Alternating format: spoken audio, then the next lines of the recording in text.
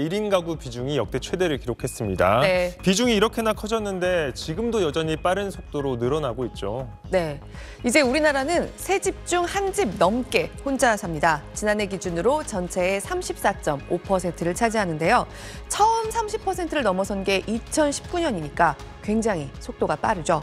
통계청이 우리나라의 1인 가구 실태, 지난해를 기준으로 한 최신 집계를 내놨는데요. 특히 이제 우리나라도 결혼할 때 독립하는 게 아니라 결혼은 늦게 하거나 하지 않지만 부모로부터는 독립하는 사람들이 늘면서요. 나 홀로 사는 청년들의 비중이 확실히 높습니다. 20대 이하와 70대 이상을 한 집단으로 묶고요. 그 사이는 10년 단위로 나눠서 보면요. 1인 가구 중에 가장 비중이 높은 집단은 29세까지의 청년들입니다. 그 다음이 70세 이상, 3위는 또 30대입니다. 1인 가구는 50대까지는 쭉 남성 비중이 더 높습니다. 특히 30대에서 남성은 22%, 여성은 12.7%만 혼자 살아서 남녀 차이가 뚜렷하게 보이는데요. 요즘 남녀들 모두 30대 초반까지 결혼을 잘 안 하지만 남성들의 결혼이 좀 더 늦은 영향이 큽니다. 하지만 독거노인은 여성입니다. 60대에 처음으로 여성 비중이 더 높아지기 시작해서 70세 이상 여성은 10명 중 3명 가까이 혼자 사는 급격한 증가를 보입니다. 네, 혼자서 풍요롭고 좀 자유롭게 살겠다 이런 자발적인 1인 가구도 있지만 네. 경제적으로 취약한 사람들도 1인 가구에 많이 몰려 있죠. 네, 영화나 예능에 나오는 것 같은 부유한 1인 가구, 정말 실제로는 얼마나 될까? 혼자 살면서 세전 소득이 1억 원을 넘는 사람은 750만 1인 가구 중에서 2%에 그칩니다. 한 15만 명 정도가 된다는 거죠. 7천만 원에서 1억 원 사이도 4.3%, 32만 명을 좀 넘는 정도입니다.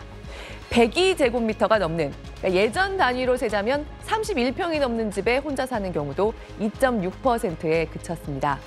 이른바 화려한 솔로, 절대적인 숫자로는 적다고만은 할 수 없지만 1인 가구 중에서도 소수에 속한다는 겁니다.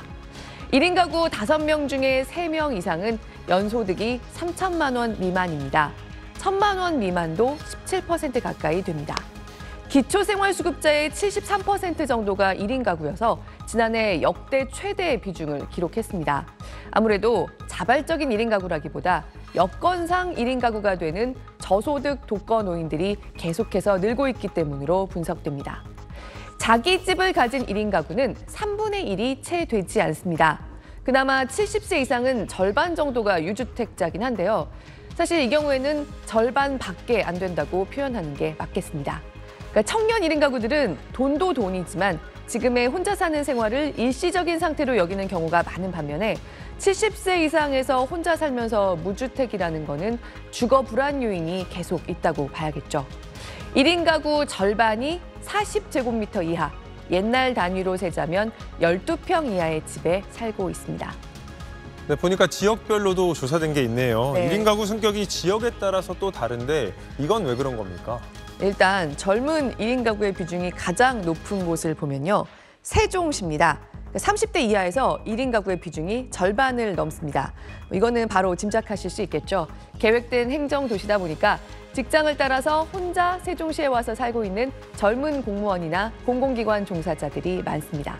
서울도 30대 이하 가구의 절반 가까이가 1인 가구인데요.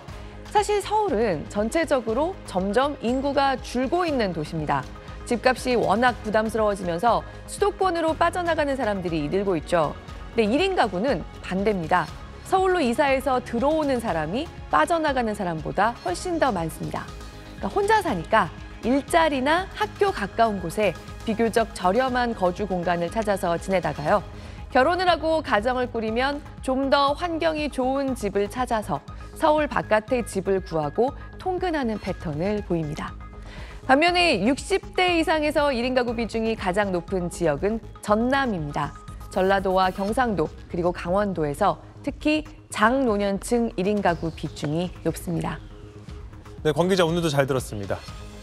1인 가구만 유일하게 월 평균 소득이 줄어들었습니다. 통계청에서 나온 가구 원수별 지난 3분기 월 평균 소득 자료를 보면 2인 가구는 6.9%, 3인 가구는 3.1%, 4인 이상 가구는 10.6% 작년 대비 소득이 늘었습니다. 하지만 1인 가구는 2.4% 감소해 월 평균 278만 3천 원을 버는 것으로 조사됐습니다. 근로소득이 고작 0.8% 늘어난 데 비해 사업소득과 재산소득이 큰 폭으로 줄어든 탓입니다. 소득이 줄어든 1인 가구는 꼭 필요한 소비만 하고 불필요한 부분에선 허리띠를 졸라맸습니다. 의류와 신발은 7.9%, 외식비 등이 포함된 음식 숙박 지출은 0.1% 줄었습니다. 반대로 장바구니 물가와 공공요금 인상으로 식료품, 비주류 음료 소비는 3.8%, 주거, 수도, 광열 지출은 11.7% 뛰었습니다. 저소득층 아동의 끼니 해결을 위해 지자체가 지원하는 아동급식 카드의 편의점 결제액이 10에서 15% 늘었습니다. 올 10월까지 아동급식 카드 결제액을 보면 GS25에서 15%, CU가 10.1%, 세븐일레븐이 15% 지난해 같은 기간 대비 올랐습니다. 편의점 결제액이 오른 건 물가 상승으로 각 지자체가 지원 금액을 올렸기 때문입니다. 보건복지부는 권장 급식 단가를 끼니당 7,000원에서 지난해 8,000원으로 올렸는데 일부 지자체는 9,000원까지 지원하고 있습니다. 날씨와 상관없이 국내 소비자들에게 아이스 음료가 대세로 자리 잡고 있습니다. 스타벅스는 올해 초부터 이번 달 23일까지 아이스 음료 판매 비중이 77%에 이른다고 밝혔습니다. 여름인 6월에서 8월 사이 90%까지 비중이 올라가지만 가장 추운 1월에도 57%, 2월도 64%로 차가운 음료가 뜨거운 음료보다 더 많이 팔렸습니다. 2015년 찬 음료와 뜨거운 음료 비중이 51대 49였지만 젊은 층 중심으로 아이스 음료 판매량이 급속히 늘어난 이유 때문으로 풀이됩니다. SBS 고정현입니다. 자, 1인 가구가 이제 일반적인 가구 구성 중에 하나로 자리 잡았는데 네. 이 중년의 고소득자 1인 가구도 빠르게 늘고 있다고요. 네, 우리나라 1인 가구들의 수입 수준 먼저 보면요. 혼자 사는 사람들 중에서도 임금 근로자 중에 월 400만 원 이상 벌고 있는 사람들이 17.5%나 되는 걸로 나타났습니다. 네. 이게 증가 추세가 굉장히 빠른 겁니다. 1년 만에 3.3%포인트나 비중이 더 커졌습니다. 300에서 400만 원 사이를 버는 사람들도 3.1%포인트나 비중이 늘었습니다. 전반적으로 혼자 살면서 300만 원 이상 버는 사람들의 비중이 늘고 그보다 저소득은 줄었습니다. 네, 크게 두 가지 이유를 볼 수 있을 겁니다. 일단 지난해 물가가 빠르게 오르면서 전체적으로 실질 임금은 좀 줄었지만요. 임금 상승률 자체는 예년보다 높았던 일자리들이 꽤 있었습니다. 그리고 두 번째로는 수입이 풍족한 편인 사람들 중에 계속 혼자 사는 사람들이 좀 더 나오고 있는 거라고 볼 수 있습니다.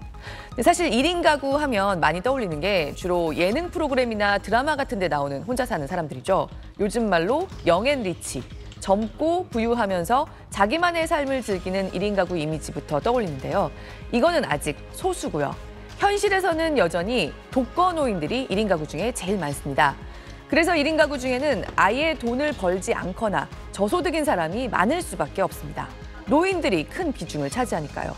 그렇기는 하지만 꽤 소득이 높으면서 혼자 살기로 한 사람들이 늘어나는 모습은 분명히 나타나는 집계입니다. 실제 통계도 좀 궁금합니다. 1년 전에 비하면 1인 가구 얼마나 늘었습니까? 네, 1년 만에 18만 4천 가구가 또 늘었습니다.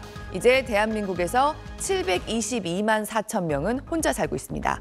이 중에서 일을 하는 사람들의 비중은 63.1%로요. 1년 만에 역시 1.3%포인트가 늘었습니다. 혼자 사는 노인들이 일을 하는 경우가 점점 증가하는 것도 이유 중에 하나지만요. 30대에서 50대 사이 연령대에서 1인 가구 수가 꾸준히 늘고 있는 것도 큰 몫을 차지합니다. 지금 우리나라에서 어린이들부터 40대까지는 그냥 전체 사람 수 자체가 줄고 있습니다. 그러다 보니까 20대까지의 1인 가구는 지난해에 3천 명, 오히려 줄어들기까지 했습니다. 20대에서도 1인 가구의 비중이 늘고는 있는데 워낙 사람 자체가 적은 세대라 숫자로는 줄고 있는 겁니다. 하지만 30, 40대는 전체 사람 수가 줄고 있는데도 1인 가구는 계속해서 늘고 있습니다. 이번에 통계청에서 나온 연령대별 1인 가구 수를 기존의 인구조사와 비교해 보면요. 30대는 전체 30대 중에서 17.7%가 혼자 삽니다. 거의 5명 중에 1명꼴이죠. 그리고 40대는 10.6%, 50대도 13% 가까이 나홀로 살고 있습니다. 중년 1인 가구와 상대적으로 고소득 1인 가구가 늘어나는 모습이 뚜렷하게 보이는 겁니다. 그럼 상대적으로 이 저소득층 1인 가구는 비중이 줄어든 건가요? 네, 그렇습니다. 한 달에 100만 원 미만으로 버는 1인 가구는 혼자 사는 임금 근로자 중에서 10.7%를 차지했습니다. 네. 비중은 1년 전에 비해서 1.1%포인트 낮아졌죠. 100에서 200만 원을 버는 사람, 200에서 300만 원을 버는 사람의 비중도 1년 전에 비해서 낮아졌습니다. 하지만 비중이 약간 줄었다고 해서 우리 사회에서 가장 사각지대에 놓일 수 있는 사람들인 저소득 1인 가구 문제를 간과해선 안 될 겁니다. 저소득 1인 가구 중에는 독거노인의 비중이 크고요. 이번 조사에서의 임금 수준은 취업자 1인 가구의 임금 수준을 본 거기 때문에 자산이 많으면서 소일거리 수준의 노동을 하고 있는 노인도 있을 수 있지만요. 기본적으로 계속 돈을 벌어야 하는 독거노인의 비중이 높은 걸로 추산됩니다. 특히 50대 1인 가구에서의 취업자 비중, 고용률 비중이 전체 50대 고용률보다 뚜렷하게 낮은 점이 눈에 띕니다. 그러니까 30, 40대 1인 가구의 취업자 비중은 같은 연령대의 전체 고용률보다 확연히 높은 것과 뚜렷하게 나눠지는 모습인데요. 통계청이 이번 집계를 실시하면서 1인 가구의 연령대별 소득 수준까지 아직 세분화해서 살펴보지는 않았습니다. 하지만 30, 40대, 40대까지는 벌이가 적든 많든 스스로 벌어서 혼자 사는 삶을 일구는 사람들의 비중이 높다면요. 아직 노인도 아니어서 복지 안전망에서도 좀 빗겨나 있는 50대 1인 가구부터는 혼자 살면서 일을 안 하거나 하지 못하고 빈곤과도 싸우고 있는 사람들의 비중이 높아지기 시작한 걸로 추산할 수 있는 집계이기 때문입니다. 이 저소득층 1인 가구를 위한 사회 안전망 논의가 더 필요해질 것 같습니다. 네. 정 기자 잘 들었습니다.